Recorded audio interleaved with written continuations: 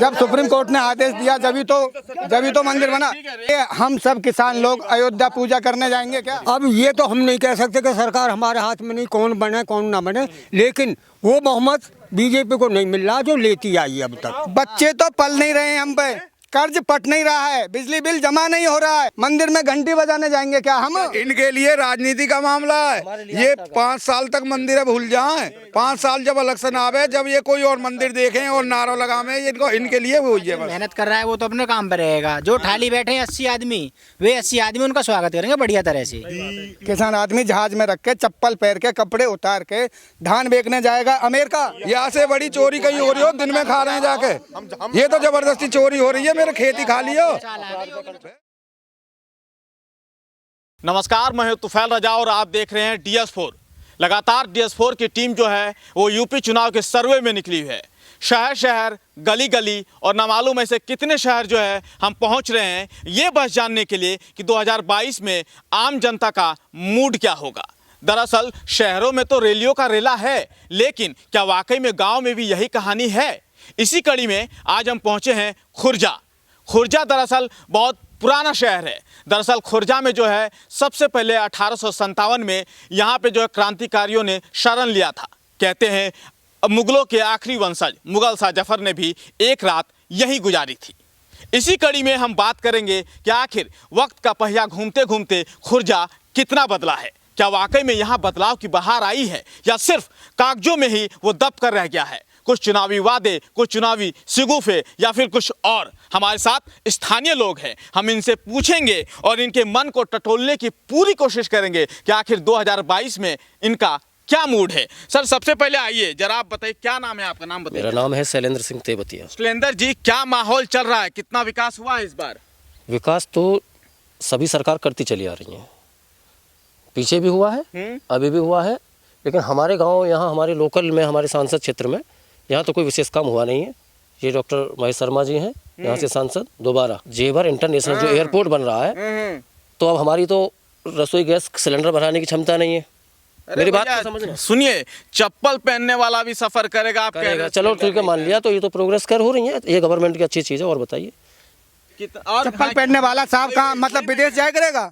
किसान आदमी विदेश में जाके गेहूं बेच क्या करेगा? धान ये लग के जहाज में रख के, किसान आदमी जहाज में रख के, चप्पल पहन के, कपड़े उतार के धान बेचने जाएगा अमेरिका। एयरपोर्ट में किसान आदमी करेगा क्या? इनकी तो जमीन छीन छीन के ये लोग भूखे मरेंगे और बाद में। तो क्या लगता है कि जितने भी वादे कर रही है योगी सरकार या जितने भी सरकार के झूठ कर रही है? झूठ नहीं, वो उनका लेवल थोड़ा हायर जा रहा है। जनता की तरफ ध्यान देना उनका थोड़ा सा भ्रमित हो रहा है मामला। पैसा खर्च कर रहे हैं, आगे बढ़ने की बहुत तगड़ी चाह है और आगे बढ़ा भी रहे हैं देश को, लेकिन साथ में जनता को लेके भी तो चलो। अगर ये जनता नहीं रहेगी तो फिर इन सब व्यवस्थाओं का होगा क्या? अच्छा ठीक है, रुकिए जरा, आपके पास भी आएंगे। बताइए चाचा, क्या गांव में विकास हुआ है, नहीं हुआ है, कैसा माहौल है? हमारे गांव में कोई विकास नहीं हुआ। आप बिल्कुल देख लो, 5 साल में ये बना तुम्हारा विजेंद्र खटीक, उसने एक कंकड़ी भी नहीं मारी हमारे गाँव में। सांसद नहीं कुछ विकास किया, कोई कैसा ही विकास नहीं है यहाँ। अगर गांव में एक भी विकास हो तो आप देख लो। कहते हैं कि अंतिम व्यक्ति तक हमारी नजर है, अंतिम व्यक्ति का सबका साथ, सबका विकास, सबका विश्वास। कोई कुछ नहीं है, कुछ भी नहीं है, सब बेमतलब के झूठ। देखो ये झूठ ज्यादा बोलते हैं, बहुत ज्यादा झूठ बोलते हैं। बताओ यहाँ क्या हुआ हमारे गांव में? तुम डोल के देखो पूरे गांव में, अगर कुछ हुआ हो इस बीजेपी सरकार ने तो हम बता दो हमको। हम खूब साथ रहे बीजेपी के। बीजेपी को हम लाए, हम ही लाए। पश्चिमी उत्तर प्रदेश से ही उतर के जाती है दिल्ली के लिए रास्ता। कहते हैं कि अगर किसी को दिल्ली में काबिज होना है तो उसे यूपी का रास्ता। अच्छा, एक बात और सोचो, क्या ये लाखों किसान जो वहाँ परेशान रहा है, क्या सारे पागल थे? मेरी बात को समझना। हो सकता है मैं बेवकूफ़ हूँ, क्या इतने किसान जो घर छोड़ के वहाँ गए, यहाँ भी बर्बाद हुए, वहाँ भी पड़े रहे? कुछ वजह है जो गवर्नमेंट नहीं समझ पा रही है या समझना नहीं चाह रही है। कुछ तो वजह है। यह अंतिम व्यक्ति का विकास हुआ है। रुकिए जरा भैया, आप आइए जरा, इधर आइए जरा। हाँ, वो जो कह रहे हैं कि सबको राशन मिला है, शौचालय मिला है, क्या दावा सही है ना? भैया, सब महीना में 2 बार राशन मिल रहा है। महीने में 2 बार? महीना में 2 बार, ठीक। और जो पात्र है वहाँ के घर में वो भी बना है राशन, वो जो लेटरिन भी बनी है, शौचालय मिला है उसके घर जो पात्र है। और जो पात्र नहीं है तो वहाँ के घर में जब पहले से ही लेटरिन है तो फिर क्यों पैसे खर्च होंगे? क्या कह रहे? जिस घर में पहले से ही लेटरिन उपलब्ध है तो उसके यहाँ लेटरिन क्यों बनाई जाएगी? तो सर्वे होता है, प्रधान अपना सर्वे करे, उसमें उसको मतलब ही नहीं है। जो एक बात, हाँ सुनो, हम इनसे भाई सुनो, एक बात हम बता रहे हैं कि जो पात्र होना भी गुनाह है, यानी मेहनत करके कुछ अपनी काम कर ले वो भी गुनाह है। वो बढ़िया है जो घर लौट रहे हो और दारू पी के 2.5 किलो और पूरे दिन ताश खेल रहे हो, वो बढ़िया है।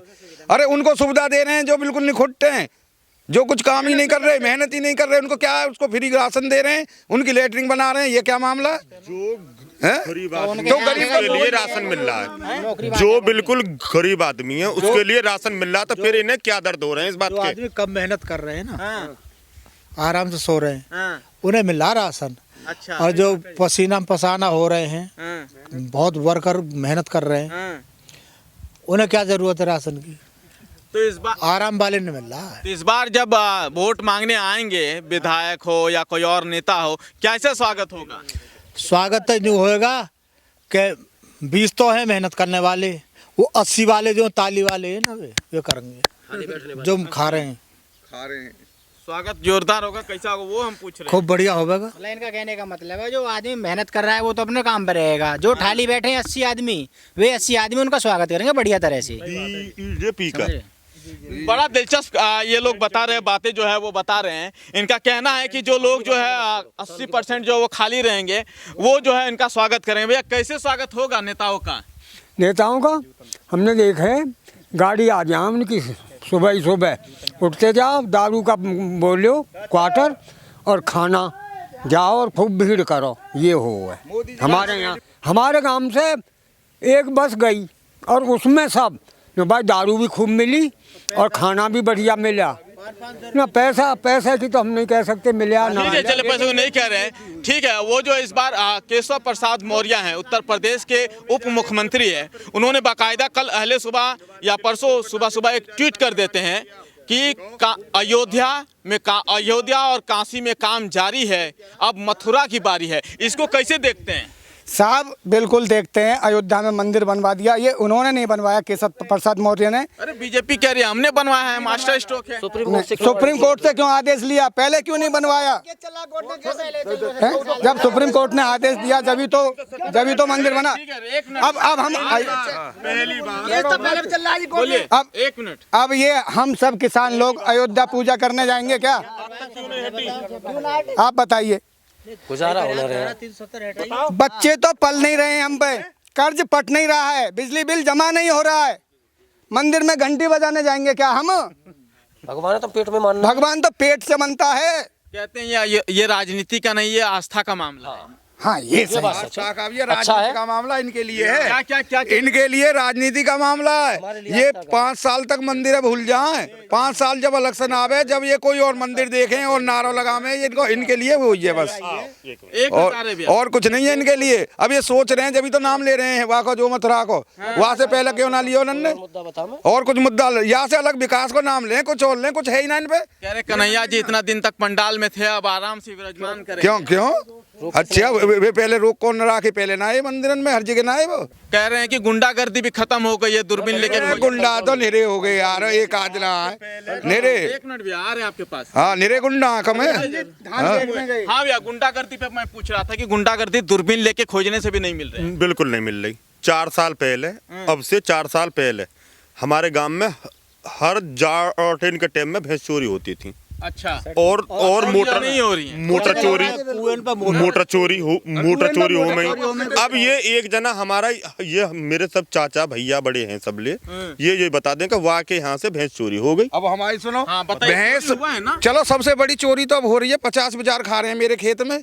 यहाँ से बड़ी चोरी और कहीं हो रही हो, यहाँ से बड़ी चोरी कहीं हो रही हो, दिन में खा रहे हैं जाके। ये तो जबरदस्ती चोरी हो रही है, मेरे खेत ही खा लियो। आप चूंकि बहुत ज्यादा बुजुर्ग हैं, आपने अपने जीवन काल में कैसा देखा है उत्तर प्रदेश को? कितने गुंडा राज आए, नहीं आए, कैसा कार्यकाल रहा है, क्या कहिएगा? उसमें खास फर्क तो पड़ा नहीं है। ये जो ये गुंडागर्दी है, ये तो चली आ रही है, चलती रहेगी। अभी तो हमें उम्मीद है नहीं कि ये कोई सरकार खत्म कर दे। कह रही दूरबीन लेके खोजने से भी नहीं मिल नहीं, ये तो उनका सिर्फ वो है, एक अपना आप बढ़ाई करनी।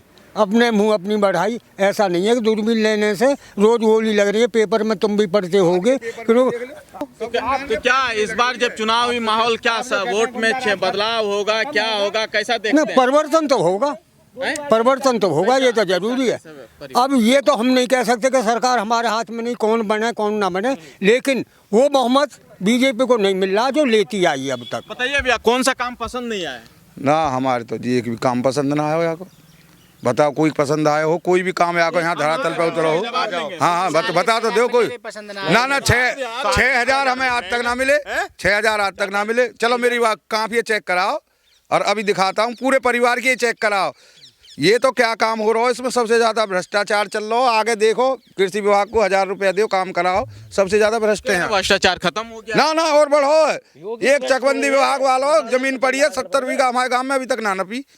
वो पैसा दो तो नपेगी।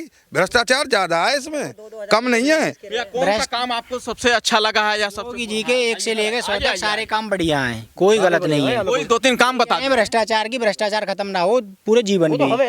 भ्रष्ट पहले हम है, अपना काम जल्दी कराने के लिए चुप पत्ती दिलाते हैं। तो भैया भ्रष्ट में योगी जी ना देख रहे, तुम पत्ती धर रहे हो अधिकारी की जेब में।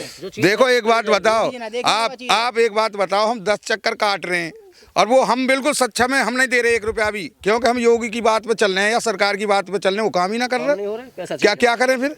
वो काम ही ना कर रहे, कोई ना कर रहा काम। सीएम पोर्टल पे मैंने 10 बार डाली है, 10 बार, लेकिन कोई ना सुन लो। 10 बार डाल रही है लेकिन कुछ नहीं है सुन भाई। ठीक है, और कौन सा काम आपको अच्छा लग रहा है? आप कह रहे भ्रष्टाचार खत्म हो गया, आगे आइए बताइए। सारे काम बढ़िया है, एक से एक बढ़िया रोड बनाए जा रहे हैं देश यूपी में। रोड बना है? ना जी कोई रोड ना बनो। एक रोड अखिलेश ने बनाया, अभी तक यहाँ पे दोबारा लेपल ना हुआ। ये लेपल भी ना हुआ, ये रोड भी जेबर वालों भी। हाँ अखिलेश ने बनाया, इसने कोई रोड ना बनाया। रोड भी नहीं बना है। तीसरा काम? तो रोड तो बन गया ना, तो जब रोड टूट, हाँ बताओ। कोई भी रोड बन गया, जब टूट ही ना रहा तो बनेगा क्यों? कह रहे हैं अगर इनकी जगह आज योगी जी की जगह अखिलेश जी, मायावती जी कोई भी होते, भाई घर तो उनको चलाना ही है ना। जब रोड टूटेंगे तो मरम्मत तो कोई भी बैठा हो, मुझे भी कोई पद दे दोगे तो मुझे भी तो काम तो करना पड़ेगा। कोई विशेष बात थोड़ी होगी इसमें, गवर्नमेंट बनी है तो काम तो करेगी। पूरे देश में आज यूपी में सबसे ज्यादा एयरपोर्ट है, योगी जी की मेहरबानी है। इसी का जवाब। हाँ जी, इनके एयरपोर्ट है। आपके परिवार से आपसे कौन गया जहाज में बैठ के? कौन से विदेश में गए आप लोग, बताइए हमें। सब उद्योगपति जाते हैं, उद्योगपति के लिए बनने बनने। चलिए, ये थे मिली जुली प्रतिक्रिया थी खुर्जा की। हमने खुर्जा के इतिहास के बारे में भी बताया और इतिहास के साथ साथ हमने आपके और इन लोगों के मन को भी टटोलने की कोशिश की कि आखिर इतिहास के साथ साथ इनका भविष्य जो है वो किस अधर जा रहा है, किस और जा रहा है। देखना बड़ा दिलचस्प होगा कि जब आने वाले समय में 2022 का चुनाव होगा तो ऊंट किस करवट आखिर बैठता है। क्या एक बार फिर से योगी सरकार सत्ता में आएगी या कोई नई पार्टी एक बार सत्ता पे काबिज हो जाएगी?